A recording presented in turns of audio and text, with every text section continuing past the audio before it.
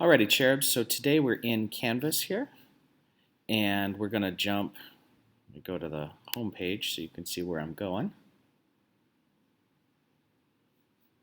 So we're going to jump down to day 3, which is Friday, August 28th. We're going to click on there, and come on in, okay?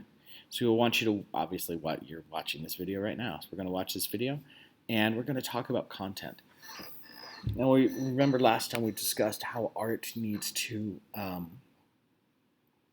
so AP wants us to learn about form, function, content, and context of each piece.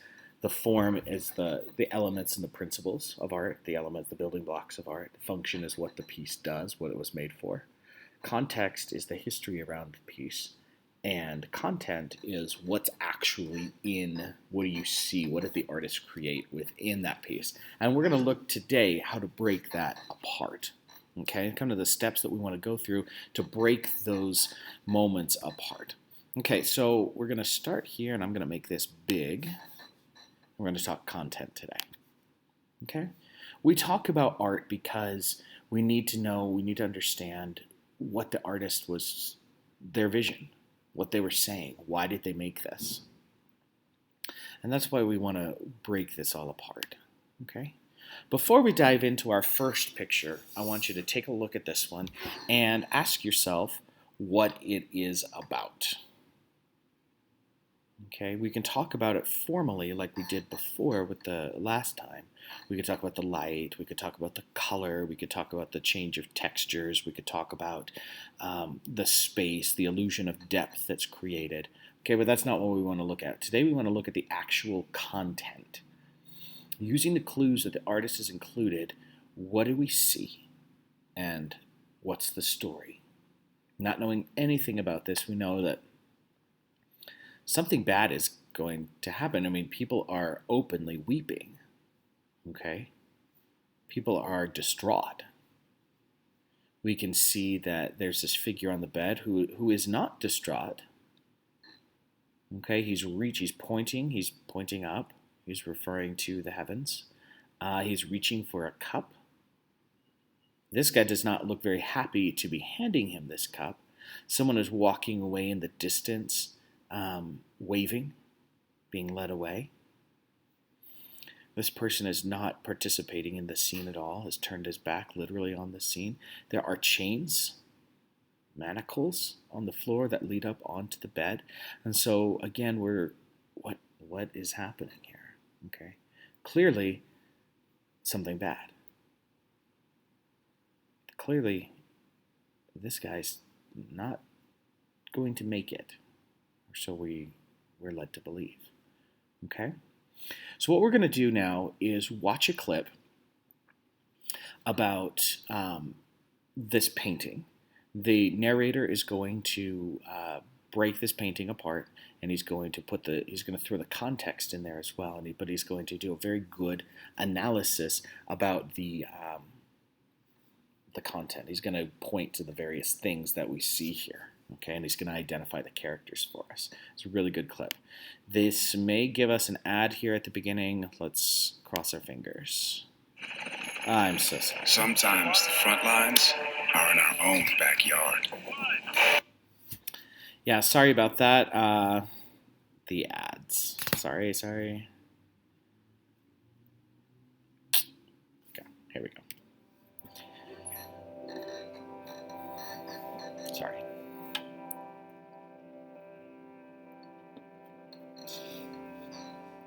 This is The Death of Socrates by Jacques-Louis David. Completed in 1787, it is an exemplar of the neoclassical period in France, which David virtually created and brought to the fore himself. Before I say more, it's important to note just how striking this canvas is, not knowing anything about it. So much jumps out at me right away. The clarity of the scene, the fierce gesture of the man in the middle, the interplay of the chalice and the hand that reaches for it, the angles of the light and the men, the soft draping garments, the bare, flat stone wall. As the title suggests, the scene depicts the death of Socrates, told famously by Plato in his dialogue on the soul, the Phaedo. Socrates had been convicted in Athenian court of failing to acknowledge the gods of the city and corrupting the city's youth, and sentenced to death by drinking hemlock. As Plato makes clear in another dialogue, the Crito, Socrates could have escaped into exile, but instead he chooses to die, taking the opportunity to teach his final lesson, that death is not to be feared by the philosopher, but embraced as an apotheosis of the soul. David chooses to paint the moment just as Socrates is grabbing for the poisoned draught. He's been discussing at length the immortality of the soul and doesn't even seem to care that he's about to take the implement of his death in hand.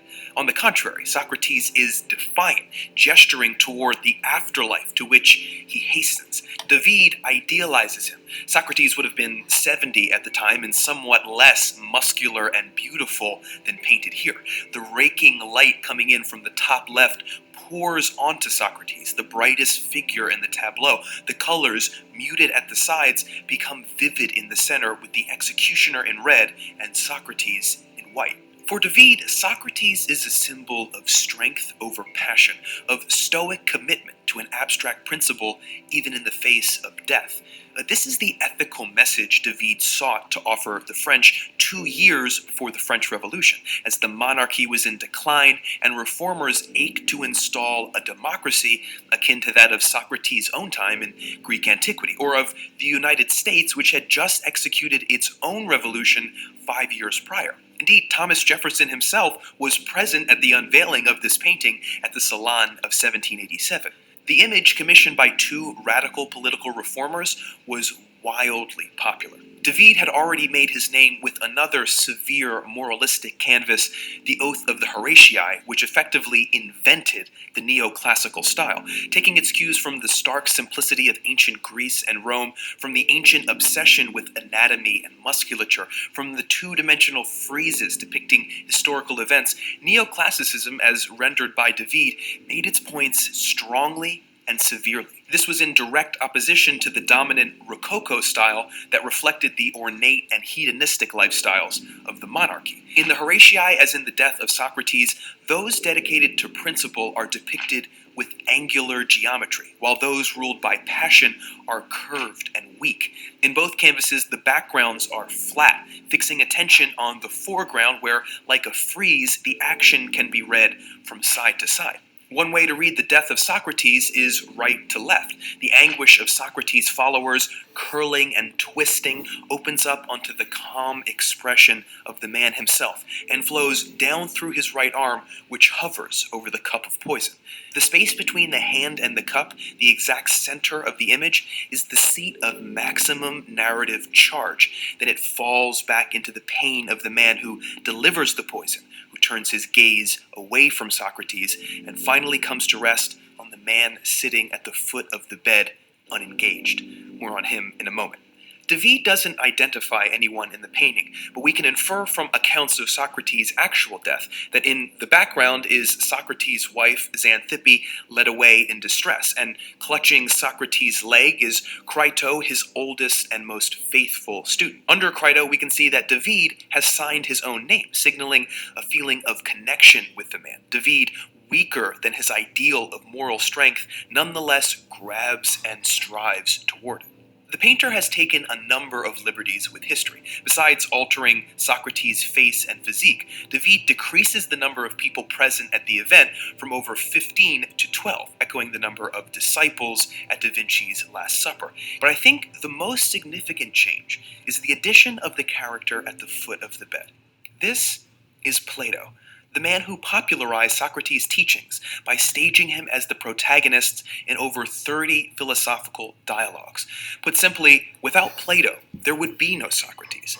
The two men melt into each other historically. It's hard to determine where Socrates' philosophy ends and Plato's begins. Not only was Plato absent at the death of Socrates, but he was a young man at the time. Here, David has him as old and withdrawn.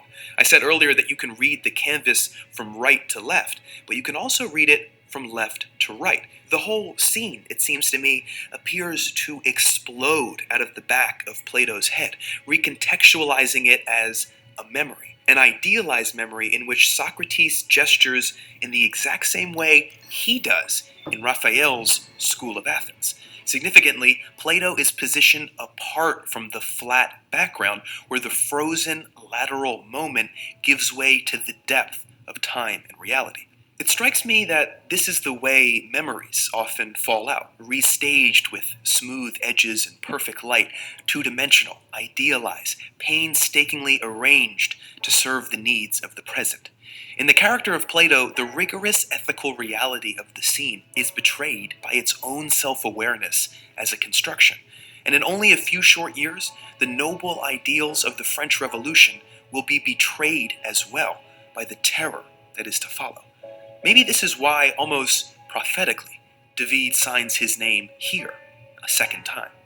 Neoclassicism like this may seem severe and blunt, but so much is happening in David's Death of Socrates, an interplay of historical, personal, political, and aesthetic elements rendered forcefully, subtly, and beautifully. Put another way, it's a work of genius. Oh, so good. Okay. Whew. So there's a lot going on. There's a lot going on. And that's what, when we look at content, that's what we're trying to do. Now, he liberally mixed in context with that to be able to read the content. Okay, and so we're going to do it. That's kind of inevitable. But what I want you to do is grab a piece of paper. Grab a piece of paper, and I want you to, because we're going to be looking at another painting, and I'm going to walk you through these steps on how to do this and what you see and how to break this thing apart. All right. Okay, you got your paper. I want you to respond to this. What's your first gut reaction? Write this down.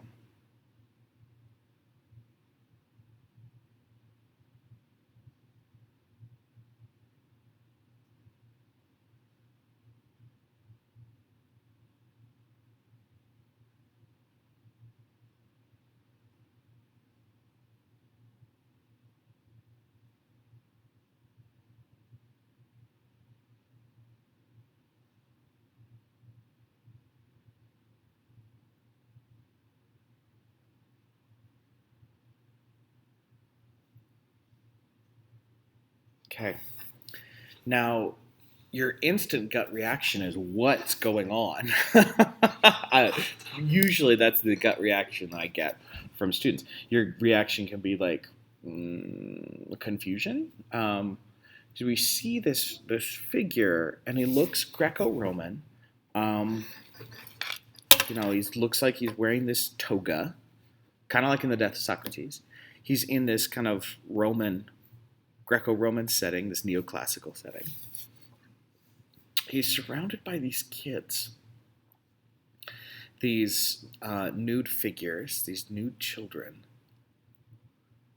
And they've got these implements of, there's these things, these other items. The soccer ball, I think, is what stands out the most against this picture as like, what's going on? That and the man's face, his look of shock and astonishment and consternation, like what he's doing, what we're feeling, like what's going on. So it's just kind of this funny, bizarre, really bizarre image. Okay, so you wrote down your gut reaction. Good. Now what I want you to do is write down the things that you see. Just start listing off the things that you see.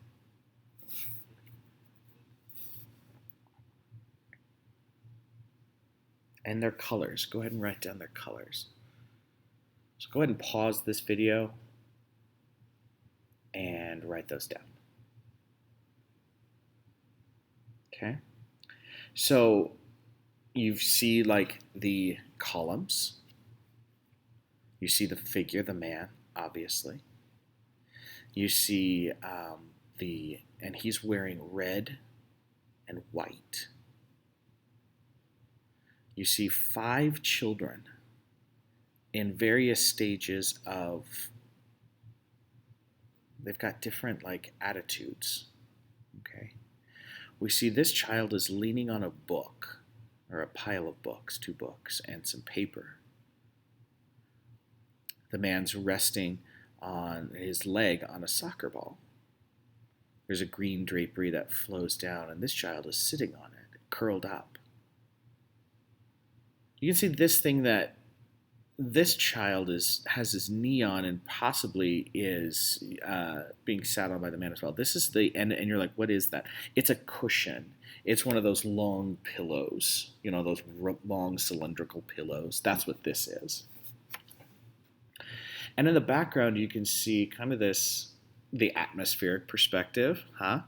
And you can see like the bridge and a river and a forest and the river as it winds its way through the landscape. Okay, and again, you see the man, and now look at his hair and look how it's different from the kids.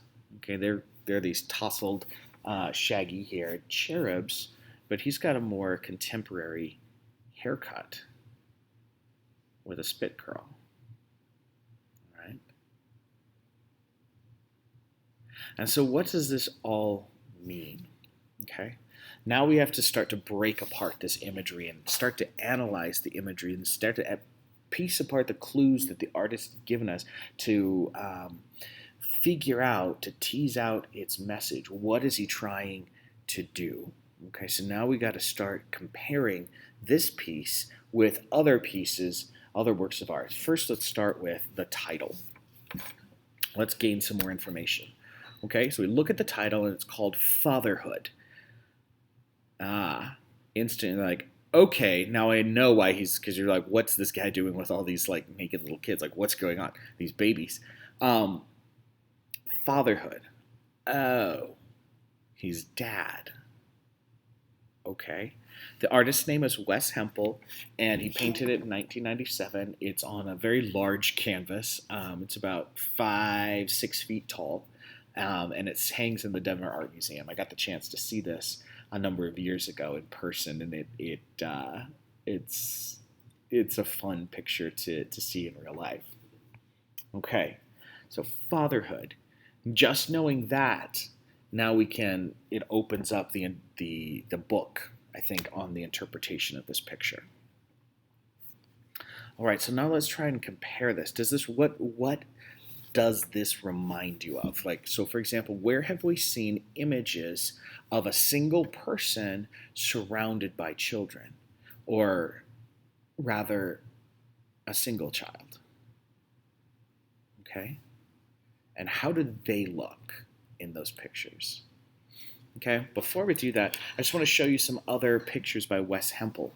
And other pictures, other imagery that he does is he sets these contemporary figures in these art historical settings, in these very neoclassical settings. And so he juxtaposes, very often he juxtaposes these pieces, these people with the setting. So again, he puts like the figure, the businessman, but he's holding a baseball bat with a baseball sitting beside him. You can see like his khakis and his leather boots and his briefcase here, but it's in this very idealized neoclassical like background with these clouds and this balustrade on this marble ground.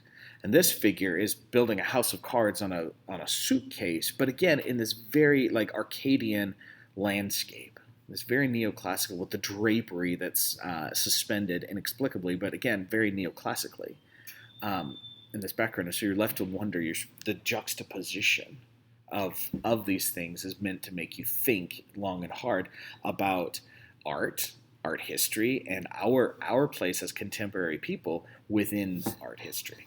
Okay, so back to fatherhood. Now we see that this guy he's dressed not as a contemporary person. He's dressed in a Greco-Roman style, but his face, it still retains that contemporary look. He doesn't look like idealized. He's handsome, but he's not idealized in that same way. He doesn't look quite like the kids do, like this far away, like David, how he was painted in the Death of Socrates. Okay? So let's compare these to some other pieces and kind of tease out, again, some of the imagery that the artist Wes Hempel is using here.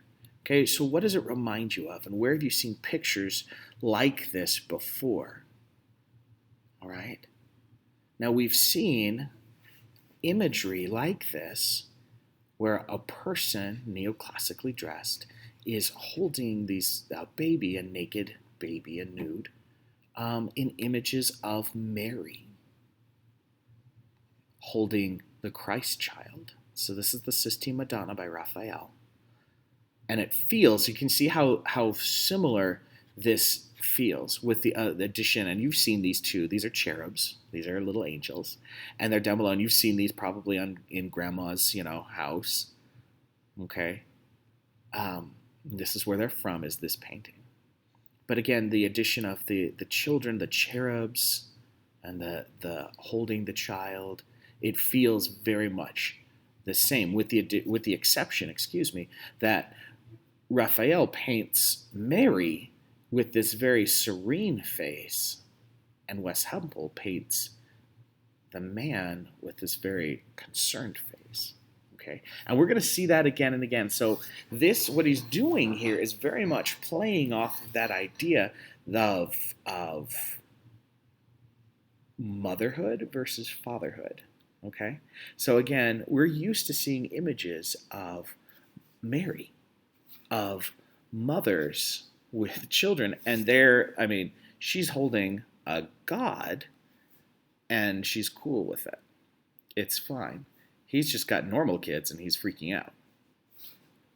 I think part of the fun of the image is that it plays into the idea of what kind of society expects of women and men. If you think about it, what does society expect of mom versus dad?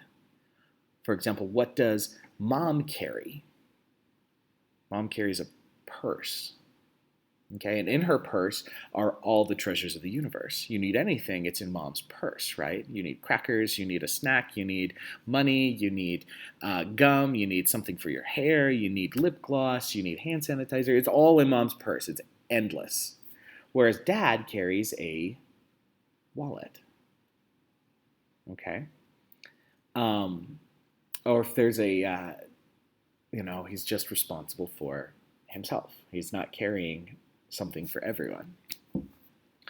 Or if there's a show, a sitcom on TV, where it's supposed to be funny, but they don't have both parents in the show. But it's a funny scenario. They're always going to have a dad, not a mom. And the reason is that mom can handle it. Kid breaks the washing machine, wacky zaniness ensues. Mom knows what to do. Dad walks in, and all of a sudden it's a mess, and dad doesn't know how to handle it and it's funny. Okay, mom can do it. Dad is a buffoon. Okay, now I'm painting here with some broad strokes, and I think the artist here is also making just some broad referential statements about mom and dad. That mom can end. Again, this is not like a micro, this is not like your mom or your dad.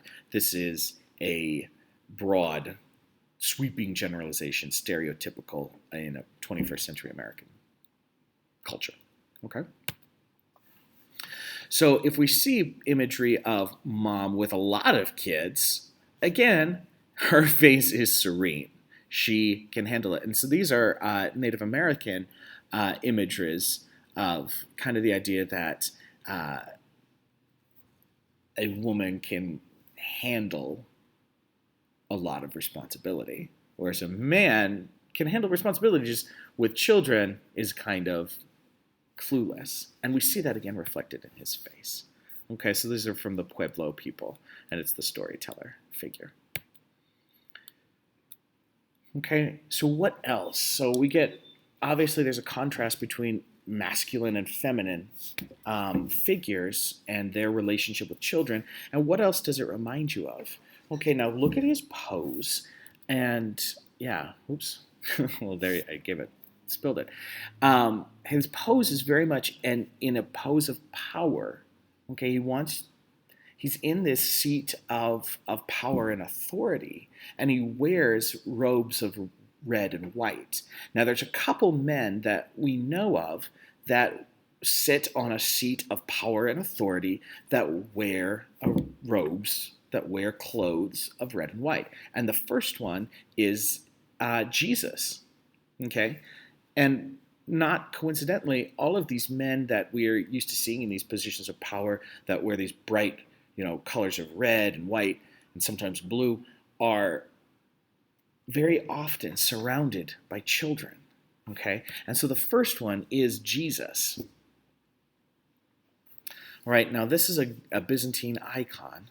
And I took this because it's a contemporary one. And I used this one because very often you're going to see in this type of image, you're going to see Christ seated on a throne, but his foot is resting on a sphere. And I used this one, I picked this one to show that the sphere is meant to represent the earth, whereas it's always, his left foot. And the artist has replaced it with the soccer ball. Okay, I thought that was very clever, this image of Jesus, and his foot resting on the earth to show his dominion, his power over the earth. And in this scenario, it's replaced by the soccer ball. Again, here's another more traditional, but again, you see that red and the white. Him in power, him in glory, sitting on a throne, foot resting on the symbol of the world. This is a thing that recurs in the history of art. And I believe that he's making a reference back to that if this were Jesus, he could handle all the kids. Because, again, we're used to seeing images of Jesus surrounded by children. And he's not fazed by it. Another figure that we see in red and white that's often surrounded by children, that's seated on a throne of authority, is Santa Claus. Okay? And he is nonplussed. Like, he doesn't get flustered that there's a line that goes out the mall. That he's fine with it, that he can deal with it because this is what he does. That he's the exemplar of, like, goodness and goodness towards children. All right? Another reference, another idea, the seat of power. So this is George Washington, obviously, seated in the same pose, but he's playing with the idea of Zeus. Okay, so again, he recalls these images of a man seated in power and glory in this, like, throne, but he can't handle it, and that's why this piece is funny. And the last is Superman. Okay, where we take a look at this and we see the hair. I'm drawing your attention to the hair. Superman is often, again, depicted saving children, surrounded by children, and he's fine with it. He can handle it. Because all of these figures, Jesus, Superman, Santa Claus, are kind of these ideals of the masculine, all right? So he throws in that spit curl. We see that spit curl here, I think, as a subtle nod to the idea of Superman as well. Okay. Now, let's talk about the kids. All right. The kids all want something. The kids all need something.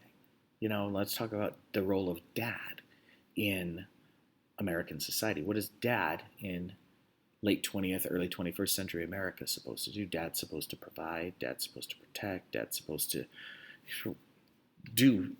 Dad's role is supposed to do certain things. So if you can see this figure down here, and I don't know if my face is cutting him off, but this figure down here in the bottom right, he's all curled up. Dad's supposed to provide for your kids, right? Dad's supposed to buy clothes, have a job, work, provide clothes. Dad's supposed to protect. He's got this one who's sleeping in his arms, and he's clutching, and he's trying to hang on to all of them. They can't quite maneuver all of them, but this one's comfortable enough to fall asleep in his arms. Dad's supposed to protect us. Dad's supposed to provide for us. Dad's supposed to teach us things. This one's leaning on books. He's supposed to teach us stuff, whether how to use power tools or how to play baseball. Dad's supposed to teach us things. Dad's supposed to be involved with us. He's supposed to be the soccer dad, okay? And Dad's supposed to feed us. If you notice, these kids are kind of are at his chest, anticipating food, and he can't provide it in that way because he's a man. But Dad's supposed to provide food for his kids as well. And again, the look of, oh my gosh, overwhelmed. Okay. Now, if we could change something about this picture, would it change the meaning? Okay. Yeah. If we could change if we could change it obviously to a woman, it would obviously change the meaning. Okay. So what the artist is doing here, is very much playing with the idea of what does it mean to be a dad, and can Dad do it? And I know that he's asking personally, what does it look like to be a dad himself? Okay? And we're going to watch a clip later that talks about where the artist discusses what he's trying to do here. Okay? So if we could change something and change it to a woman, now here's the thing.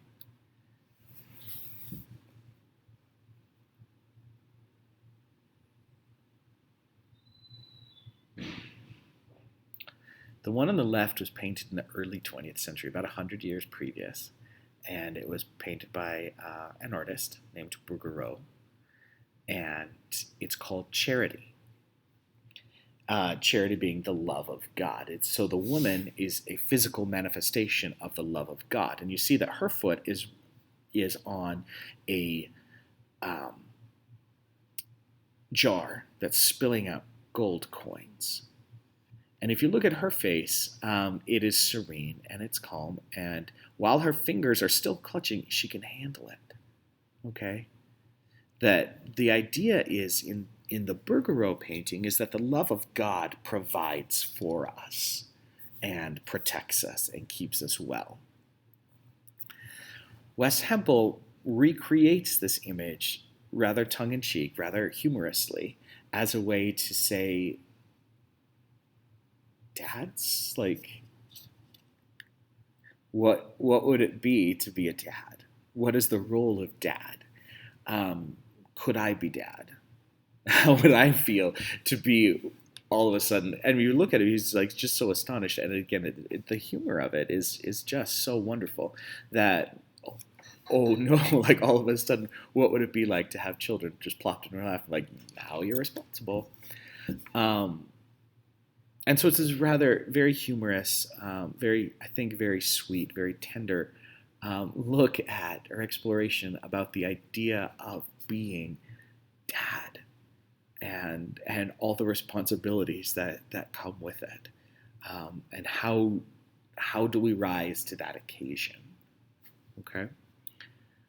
Now this is a clip. We're just going to watch this clip.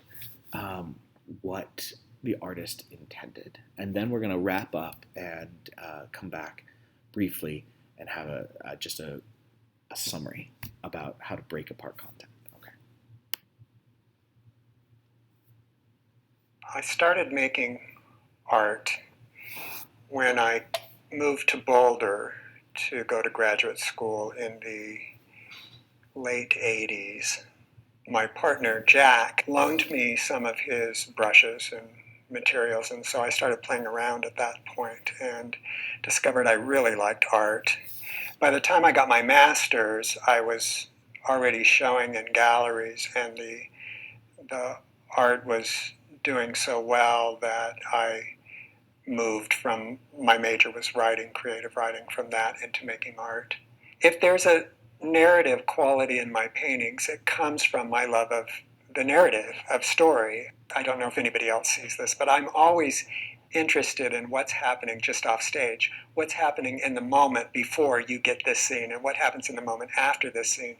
Those things are in my head as I'm painting. So there is a connection, I think, to the writing. It's always a question of what's going on in the characters in the painting. See, I'm even calling them characters instead of figures, as you would expect in a painting. To me, they're characters. That it's a stage set. It's a story that's unfolding. I spend a lot of time in university libraries and the art departments going through art history books. And one of the most successful ways I've had in the past is to find an image that strikes me and then look at it long enough until a new story begins to tell itself to me through the existing painting. I'll then hire a model, pose the model in those specific poses, and then work from a photograph of the model, inserting it into that existing art historical reference painting. Another way of my working process works is that I start not with the art historical reference, but then with the model. What has the model done, or what kind of pose have I gotten? So then I'm on a search from the other direction. I'm looking from the point of view of the existing figure, which is going to come alive in a certain kind of, almost always art, not always, but almost always an art historical background. So then I'm in the library looking not just for images that strike me, but for a specific kind of background in which this story that's being told from this model's particular pose might come alive. Probably the first thing that made me gravitate toward that Bouguereau image was the idea of parenting that I was thinking about when I painted that. I was in my mid-40s. The question occurred to me as to whether I would ever become a father myself. It seemed unlikely that that would happen, and in fact it has not happened. And I was trying to process how I felt about that. How do I feel, especially growing up in this society where it's very typical that you reach a certain age and you become a parent? And it was an endlessly amusing time for me to, along with the poignancy, I think, to paint that particular image. And still the desire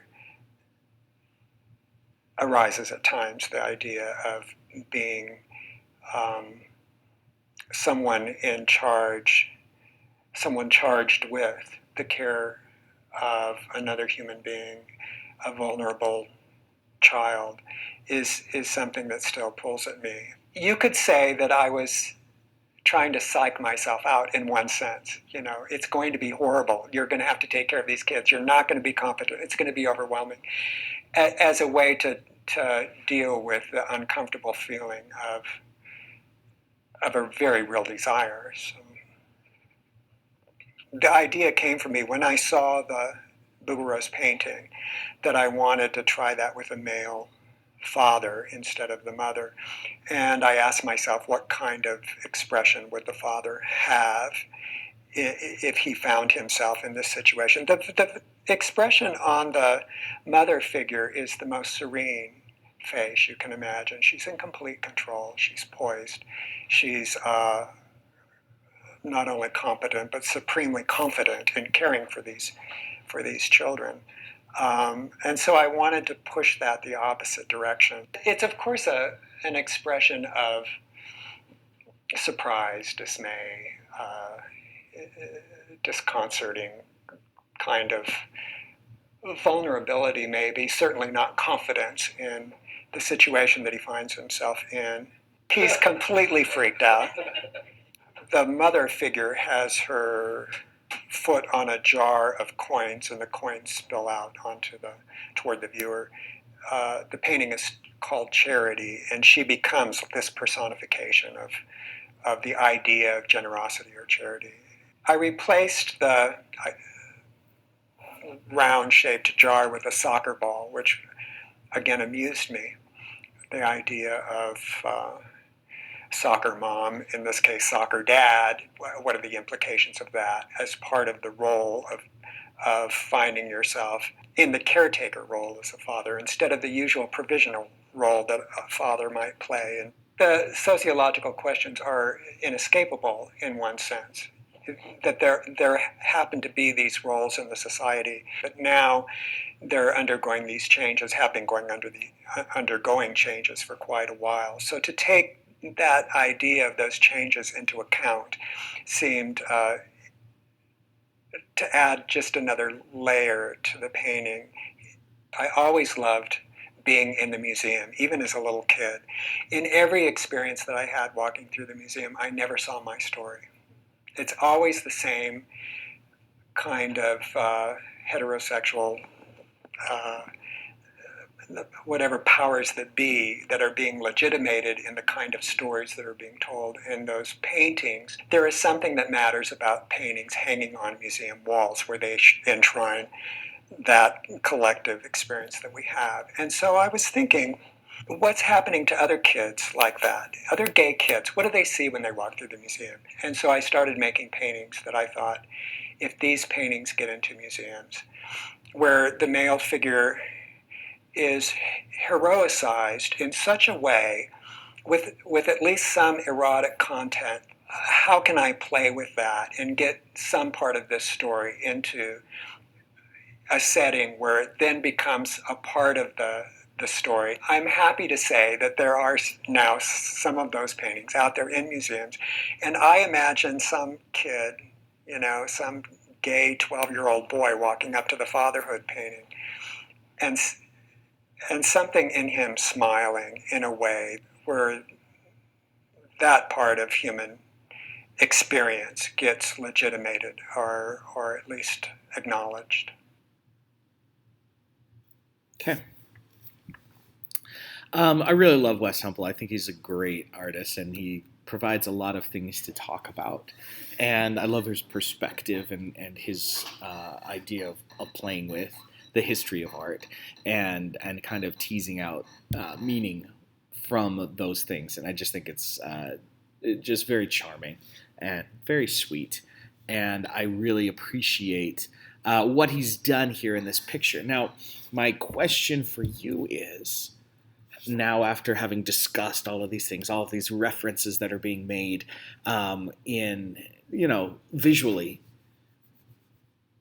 the red, the white, the Jesus, the Santa, the Superman, the Borgero picture, the charity, the what it means to be dad, and perhaps becoming a father, and or not becoming a father, not becoming a parent. Having all of that context now, as we look at the content, do you think he succeeds? Does he get where he was trying to? Now, having heard from him himself, does he get where, does he take you where he's trying to? Jot that down on your paper. Do you think he succeeds in taking you, making you think about these things? Go ahead and pause the video for a sec and jot down your answer. I think that he does. I think he does it brilliantly. And it all hinges on that expression where, it all hinges right here. It all hangs on that, where, just that feeling of being overwhelmed, wanting it to be a parent, but not knowing how. And I think it all just plays beautifully right there in that expression. So that's what we want to do when we look at the content of a piece.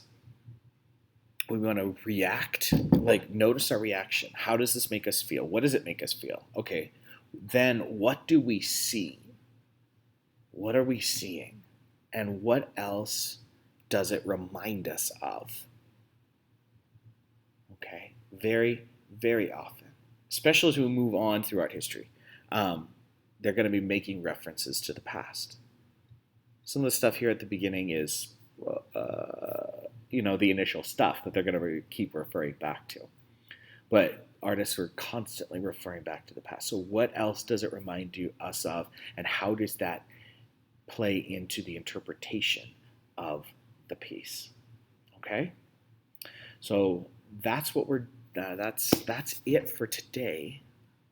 That is it for today. All right. This is how we look at content. Now, have yourselves a good weekend. I want you to cut apart your flashcards this weekend. As you're cutting them apart, remember, put them in your Ziploc bag and hang on to them, and we'll get back to them shortly. Okay? Have a great weekend, and I'll see you soon.